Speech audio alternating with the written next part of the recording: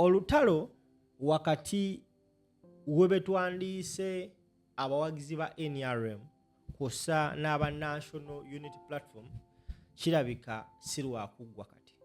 Sanso okulaba ku Verse Strange 256 buli kiisi gyosinzira okubanga otuwakinga. Nkwebaza okubanga always obeerawo n'olaba video zino. Please nkwegayiridde nyamba okonde ku ka subscription button woba tonnaba kakoonako,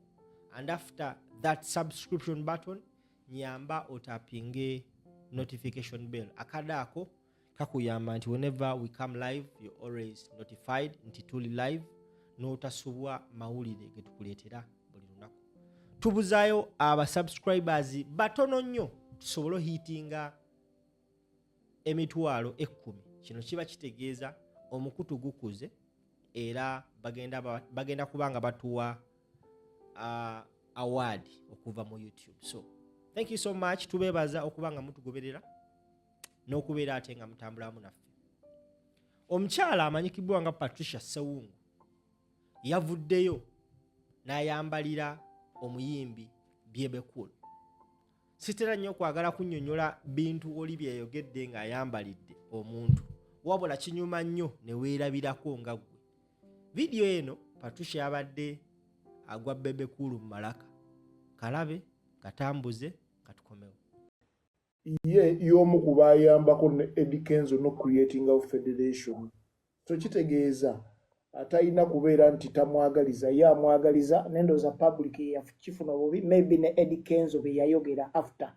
Nga ndoza obuzibu bava mu ttaka abaana abali ku ttiimu ya Byebekulu ab'amawulire obutakavalinga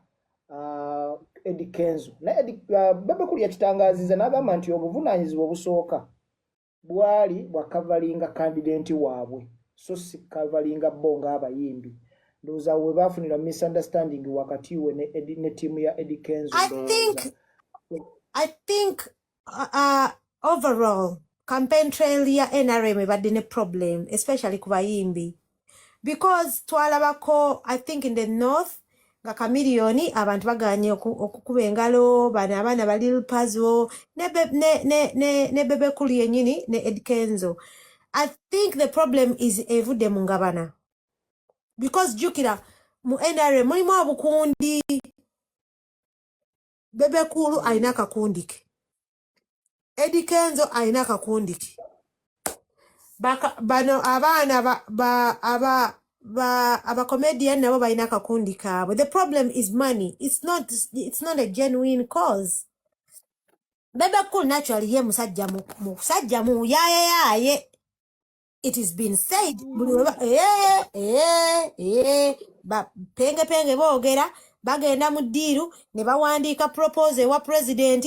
wa Museveni, abantu ne babawa ssente. Byebekulu abantu tabawa ssente.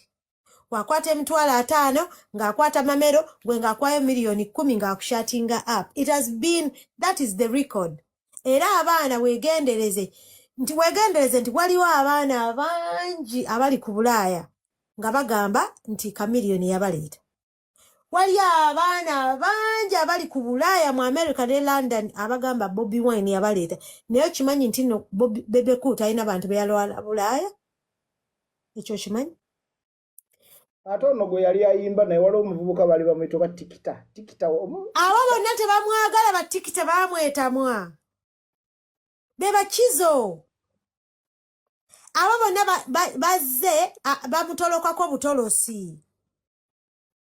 Okitegeera? Bamutolokako butolosi. Naye ate Chameleone ayina abaana be yaleeta. Era nga bali wano nga buli wajja Chameleone walwala abantu babeera concerned. Banji, I swear to God. Naye Byebekulu genda owulirize Peng. Abaana bonna abajja Bulaaya through Peng bamubba bubbi. Manya through Byebekulu babba mubbi. Si mu bubi. Bamubba bubbi okujjera. Ye bamukozesa bukozesa oba bamubuzaabuza. Naye ate Bobi Wine yakwata abaana n'abagamba nti kakati Memero abaddeko kuno influencer wange Mamero gwe nkutwala mu America n'akulekayo n'aleeta abalala wallahi nga ntya Katonda Benanza ajje wanampolereze wallahi nga simwinako Patricia ngetinze concerned n'omwana waliwo awandiise mu comment section apart from being supportive kyowagira Kyagulanyi nga president oyina obuzibu ne Bebe Cool ng'omuntu not at all no ate nkugambe nali faaniwe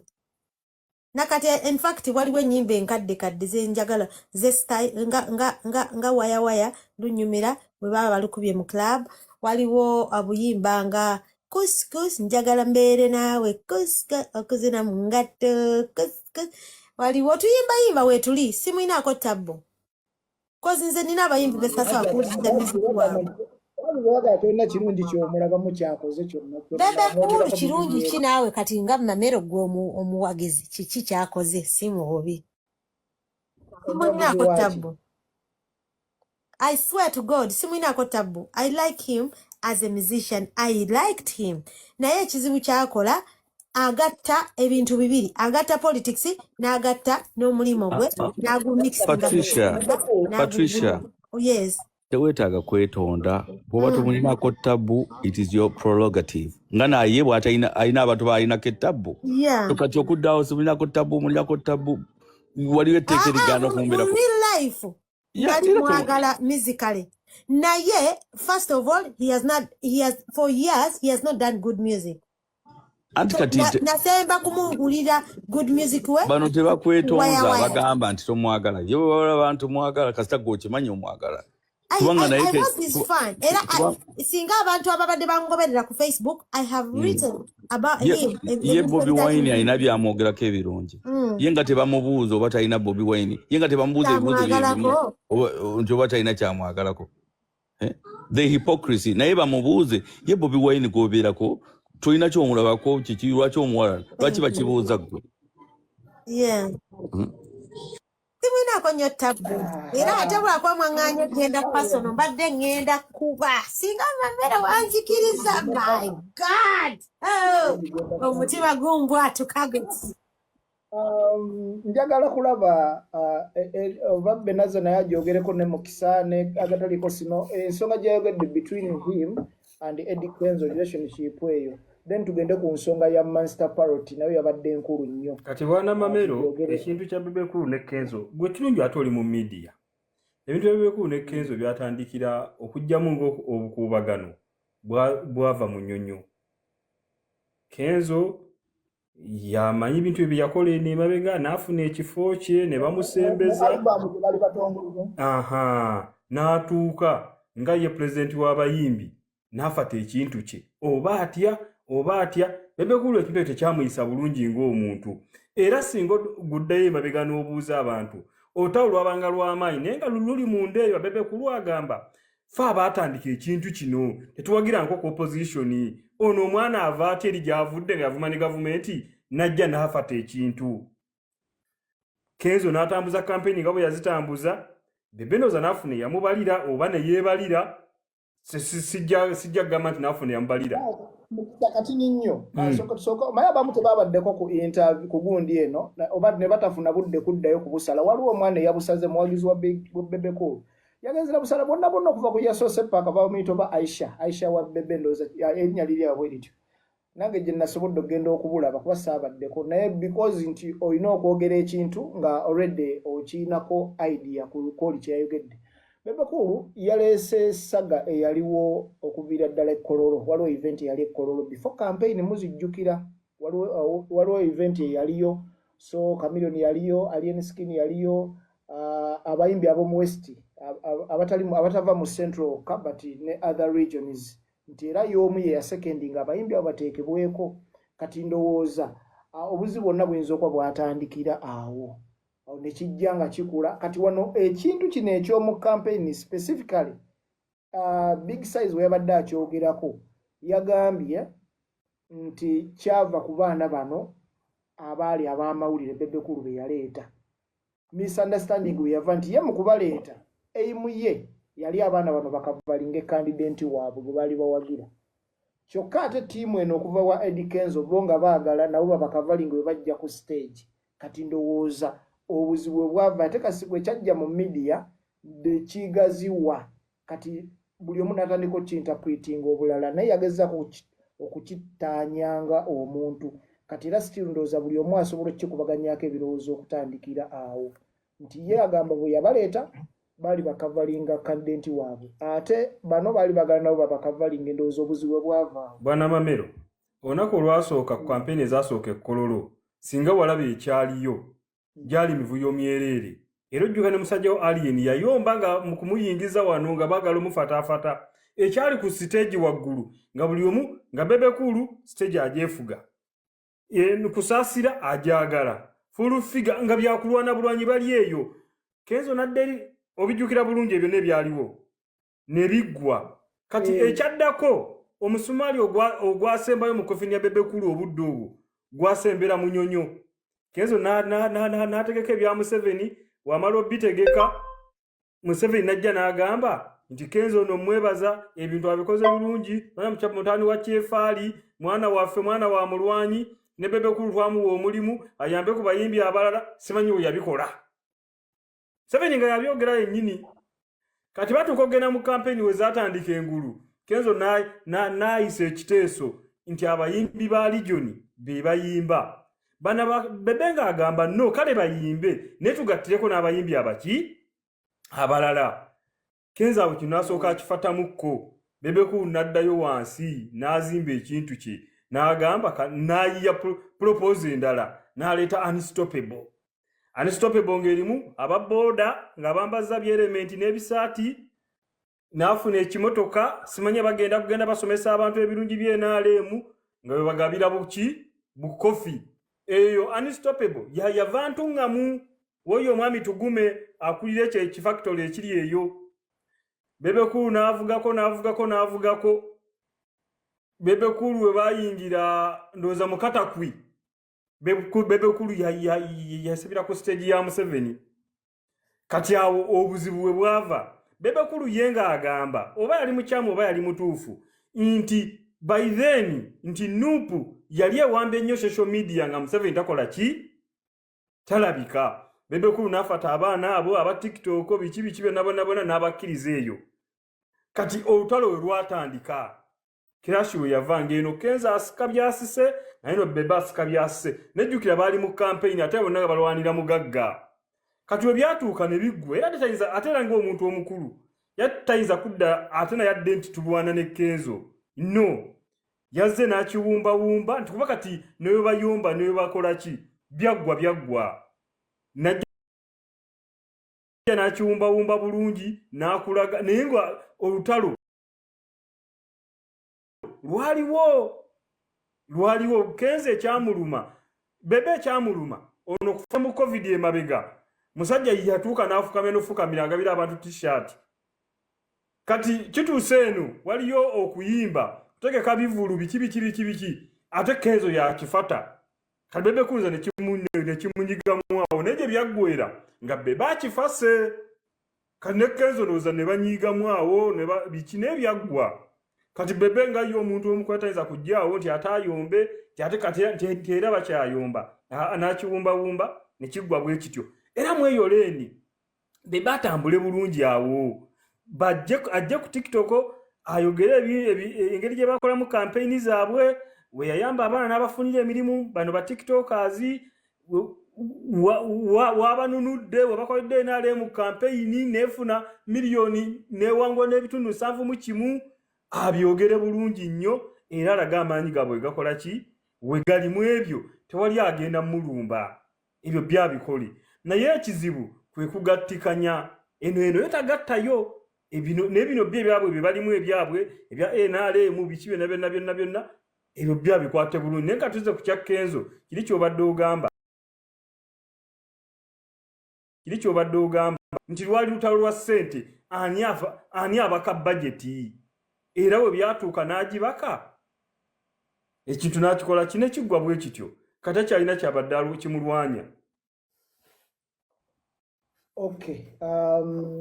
Benazi ali mu kachayi. Uncle Eddie, olinawo ensonga gy'ogenda okwogera ku Eddie Kenzo ne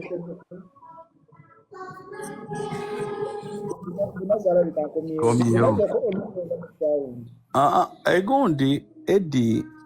Gundi Kenzo ne Bekulu we bayomba oba we balwana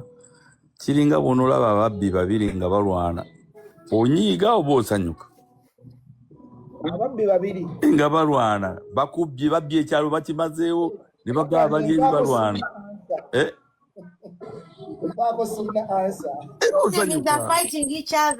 era bagamba mu lutalo nti never interrupt your enemy when they are making a mistake. Bula enemy wo nga alina ensobi gy'akola tomuinterruptinga mugamba ate ompunikanga kubanga akola nsobi kati bwe balwana obudde bwe bamala nga beerwanyisa kuyinza n'okuvaako omwaganzi mpagira na Bobi Wine ekunyiza oli wetegeera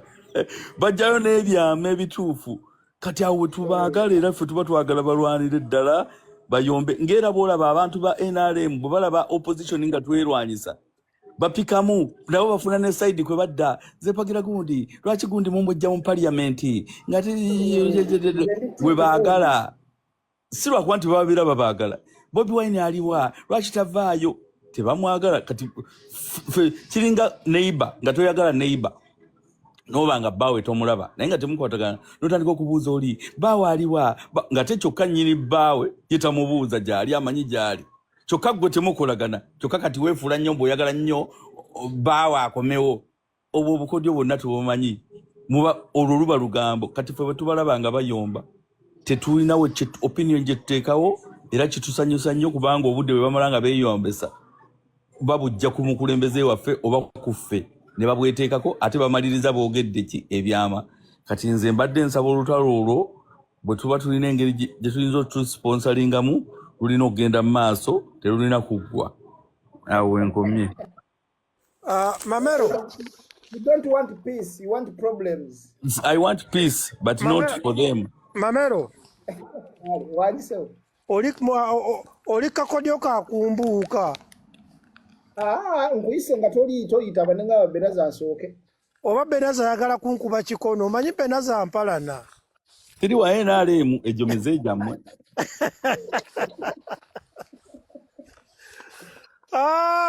naye nga ekyamazima kiri nti ekiyombya oba okatugambe embiranye eri weeri wakati wa Bebe Cool ne Eddie Kenzo ate si yekka wabula n'abantu bangi ne Alien Skin naye mwali mu mbiranye naye ng'ebyo byonna bijja lwa kintu kimu ssente teriyo kintu kirala nti buli muntu yenna ewali ssente ayagala y'abaasika tayagala kugabirwako ate nga ne Bebe Cool naye agamba nti nze nnina obbagabira ne Eddie Kenzo agamba ndi munene Alien Skin naye yabuuka n'agamba naye omusajja ajjeyo akasente nga kanjiko lwaki ampaako buno so abantu bangi nnyo tubalabye nga bayomba boogera ebikikinike Patricia alina kyayogedde asiize bulungi Patricia ekifaananyi n'agamba nti Bobi Wine ne Chameleone balina abantu ababeenyumirizaamu naddala bwe kituuka ekyokutambuza abantu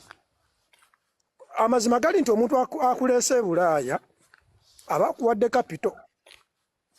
n'abaana bo n'abazzukulu babeera bajja kumusiima naye Bebe Cool alabika talina nnyo omutima ogwo simanyi lwaki kuba nzijukira ali omusajja gwe balita Disney yatwala Disney e Bungereza ate era n'afuba nnyo okulaba nga Disney bamudipootinga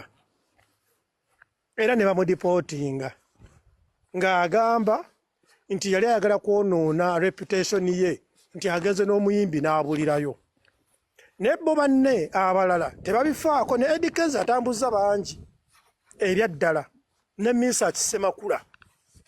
ekyo nno nze ndowooza it is a good gesture bwe ntunuulira omusajja ayogedde ku pengepenge Bebe Cool ye yaleeta pengepenge erya ddala naye bo bagamba nti baali bali mu bintu byabwe bya transactions naye ng'ekyamazima ye yamuleeta lwakuba nti ne pengepenge tayagala kwogera nti Bebe Cool ye yandeeta naye nga Bebe Cool yamusabira ne visa erya ddala nga zenga bodyguard we era ye muntu yekka gwe mmanyi eyali aleeteddwa Bulaaya by Bebe Cool. Naye era Pato ayogedde ku kigambo ekyokubeera nti no opportunist ye statement entuufu. Nze nagenda ne nteesa ne Bebe Cool ne tuteesa bulungi nnyo nga tutudde babiri ne muganda wange proposal gye natwala aga Katonda mu ggulu ba bloggers ne ba tiktokers bonna bannamawulire gye batambuliddeko mu campaign zino ne wallahi ya Mungu Bebe Cool tankubiranga ku kasimu wadde okunguleyo akasupa ka soda naye nga nze kennyini nze natuula naye wali ne mugamba omanyi bwe tubala ABCD kijja kubeera ABCD kati gwe nga bw'otuuka mu kifo bwe kiti kijja kutuyamba tukozese ggwe ne kaswiti saakalya era tewali we banjogererako kaakati naye ebyo byonna biyinza okugendera mu mukisa nti nze nyiza okuba sirina mukisa which is okay. Kati Patricia bayogedde ekigambo ekyo neewuunyiza gyakijje ate nga kituufu. Nze mwami Bebe Cool namutwalira proposal yange eno yennyini gye batambuliddemu. In fact kanjogere yali nti tukole proposal tutambuze ba tiktokers ne ba bloggers bonna eggwanga lyonna balipotinga emirimu n'ebintu ebirungi ebikoleddwa NRM. Bebe Cool idea n'agyagala era n'aŋŋamba nti no Eddie omanyi ekyo kiwedde aga Katonda mu ggulu era kyaggwa ssente zaavaayo which is okay. Ne Bebe Cool talina wayinza kutuula n'akyogererako oba n'agamba nti Eddie yaleeta idea. Oba okitegeera omuntu ayinza okunjulira ye mubi omubi Masembe era yakola ku bukedde kuba nagenda naye era bwe twali tuteesa Masembe yaliwo twali abantu basatu naye neewuniza Patricia gyakijje but that is the world. Neera nsigala nkyali fani wa Bebe Cool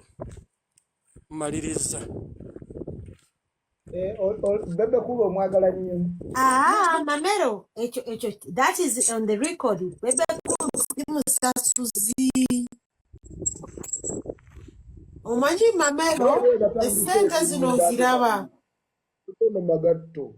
sente wozikwata zinyuma wano ngo okyajubisa abantu nti mugende mujje tukole ekintu fena tugenda gaggawala naye paying. I swear to God Bebe Cool simusasuzi ate Chameleone kyalina Chameleone ebirala byonna birina ne Chameleone is a payer. Chameleone ayinza okuvuya n'akuvuya naye amala naawe abaana ssente era abaana bangi abamweyumirizaamu ebbanga lyonna. So I think ekyaleese wrangles between Bebe Cool ne Eddie Kenzo. Bebe Cool ayagala nnyo power, ayagala nnyo mujajaata kati ayagala abeere ng'akuwaayo akajiiko kagondi kotuta nga asigala ng'akyayagaagala nze boss wakuwayo otuta osigala awo ng'okaaba kati ate ekizibu nti ne ba Eddie Kenzo nabo bakuzi tokyayinza kubanyweseza ku boto nabo kati baagala kubeera nga batambula. So I think, yeah, because ne Eddie Kenzo naye he has the numbers, he has the brand, ayimiridde otegeera kati baba tebasobola olaba nga Shiba oyakera ku makya n'agamba nti kubanga Shiba ne Jeff Chiwa is my personal friend. Shiba, I know Shiba. Ndi fan wa Shiba nze ndi Shibaholic. But Shiba woke up one day oba radio ne wize ne bagamba nedda. Jeff Chiwa. Tetukyetaaga kunywera ku ccupa tukuze. we need to sit at the table esente tuzigabanye batuwadde mmeka nti nyimbira London kanaana lwaki ompaako 1,000 okitegeera I need my money nze Mamero nakolako diiru n'omuntu mu Uganda omwo atuganye okujjonkera naye nze nja kuwulira nze naliko mu ddiiru n'omufere omu mu Uganda omwo nga mbeera naye era naye asiiba akiyimba nti nasulanga wuwe nga nkola ddiiru naye nga mukwata $1,000,000 mukoze ddiiru $1,000,000 wana mukunoonya ssente mu $1,000,000 nze nakugambye nze ninamu amaja wana mu ddiiru nga mugitambuza wano ddako nga situnayingira mu bya politics ddiiru wano muba mugitambuza mubeera bakyali era mukwano tugenda kukwata ssente wano mutambuza mukuba amasimu mukola paperwork rerere sente bwe zituuka ng'akugamba kakati omanyi twafunyeewo busente awo $1,000,000 twafunyeefunyeewo busente jjukira ssente oba ozifollowinga oba ozimanyi twafunyeefunyeewo busente paati ngenda kuwayo $5,000,000 egya Uganda nejjukira nti wano ssente mwazifunye mu $1 naye waakuwa $5,000,000 gw'oba olowooza nnyingi kubanga oba tozirina okitegeera paka wootuula wansi n'ogamba Warren omusajja ampadde $5,000,000 ku $1,000,000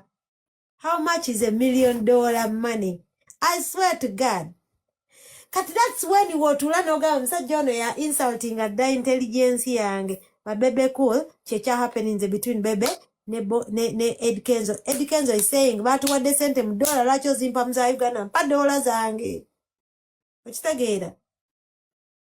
kale ate ono ye abaagabanya ssente abaagamba nedda omusajja namuwa $1,10,000 but we're talking about $1,000,000 okitegeera jjukira ye wano azikwata n'akuwa ekisero kiramba $1,10,000 kibanga ekisero naye bino bipapula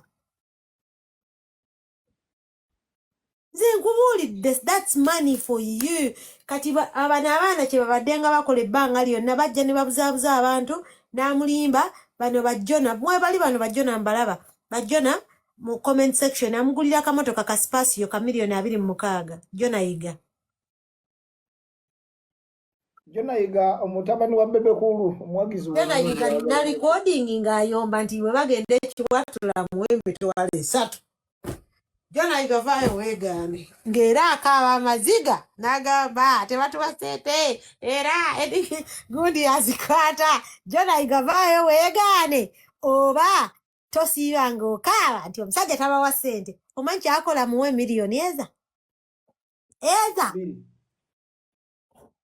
Hey, era Jona Yiga yabaddeko campaign trail, leeta ekifaananyi nga kwali campaign trail. Era Jona Yiga abadde nga akola wano ku gundi, jjukira nze mufollowinga wano ku WhatsApp kubanga yali gundi wange. Nalina ennamba ye.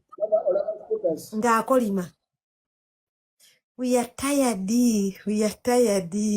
Oh my God. Amuwe $1,000,000 ku $1,000,000. Naye ate mwe Jona Yiga baabajooga.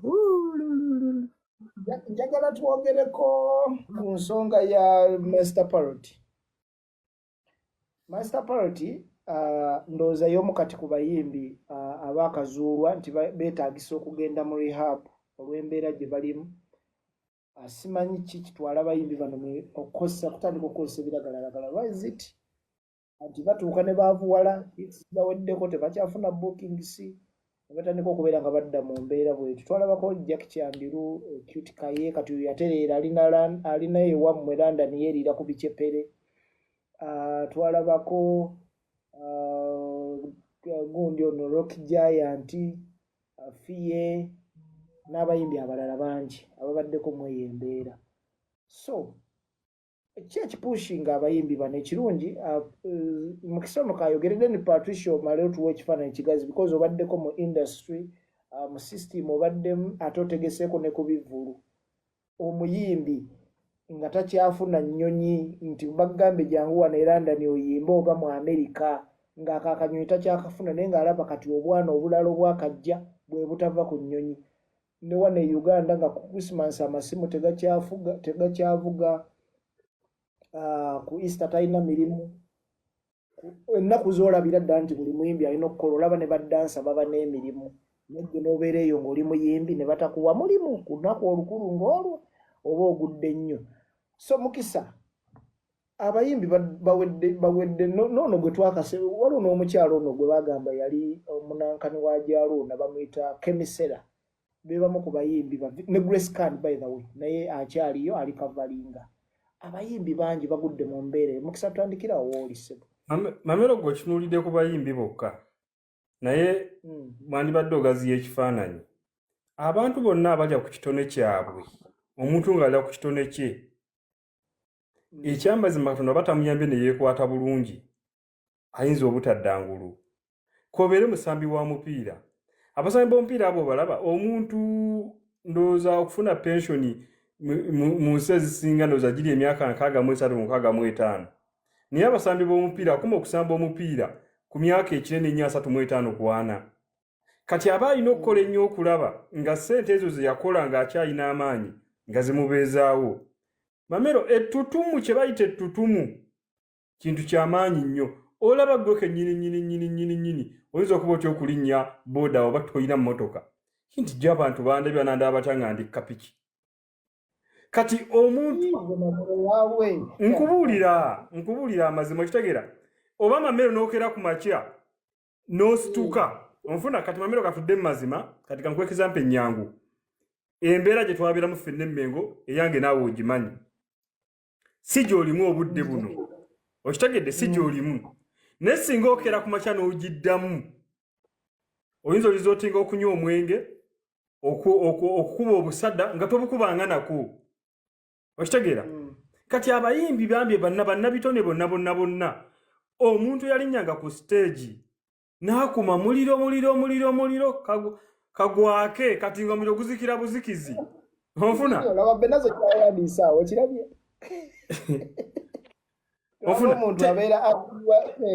tekiba kyangu okitegeera Mamero nti abantu abo bambi nti ekisinga okubassa wansi nti zenduulu ezaabakubirwanga ezitakyasobola kubakubirwa era asobola okwetuusaako ekyokulya ekyokunywa n'obwokusula n'ebikazi nga bimugwira bugwizi ne kati nga takyalaba n'ekimu kati embeera eyo weemunyiga ennyo oba teyeekutte ennyo ng'atandika okwekubya obucwiri okakkana ng'ali butabika Mamero kankuwa ekizampo ennyangu nnyo ey'omusajjawo Alien Skin ayagaddwa abantu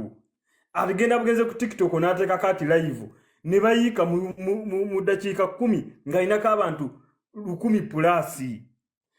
Kati osula oba teyeekutte bulungi tugambe ebintu ne bigaana n'agiteekako n'amala essaawa nnama kuliko abantu 4 ogamba asobola okudda engulu ayinza oyiika evivi nkubuulira ayinza okuyiika n'abuuza kiki kale buli we yabuuza ekibuuzo ekyo kiki waba yali weekubya kacwiri ng'agattako akabanga so nga tukigatta ti abayimbi abo bambi kati wano njagala tugaziye ekifaananyi bw'oba ng'obadde muyimbi olina hiti saagala kuba mentioninga manyi lwaki ebiseera ebyo ebiro tobikozesa bulungi n'ogaziyaawo egundi n'ofuna ennyingiza endala oba n'oteekawo bizinensi ebbali n'oziwa abantu ne bazibeeramu whereby nti osobola okuyimirira mu kaseera akazibu kano nga kazze nga promota takyakuba ssimu naye lwaki abayimbi bo baagala tubeere nga tubabiibiita bubiibiisi buli kaseera Mamero omuntu yenna ng'ali mu kifaananyi ng'ayingiza ssente oba ng'afuna aba amanyi n'ekyagenda kufuna ate mbulamu bwonna nze Mamero nze nali ku ssomero nga nsoma ne ntandika okukuba ebidongo ne ntandika okwekubya obwenge naye nga ngamba nga neetakamu ekifaananyi kirya ebigezo bya ddi bya mwezi gujja nja kusoma nga wabula wiiki 2 mamere ebigezo byatuuka nga neekubya bwenge neekubya bidongo nga sisomye era nabigwa kati oba teweegendereza nnyo nga teweekutte nnyo example gye nkuwa nti wano oba oyingiza ssente oba olaba nti naye kyazigenda kujja okitegeera ogenda okulaba obadde oyimbira kakadde ng'oyiwa wonna nkya nga bagamba omusajja atatuliyemu eno ng'odda ku bubiri ng'osuubira nekyo gyaleeta oluyimba kati ogenda kulaba nga lwoleese luganye nga bagamba ate obubiri yadde ku bubiri kati ng'odda ku kakadde ng'odda ku 5 ng'odda ku 3 obugira baga tujja kuwaayo ekyokunywa nga bw'ogenze so bambi nabo ogenda gambye mamere obulamu bw'omuntu omututumufu okubukwata obulungi oti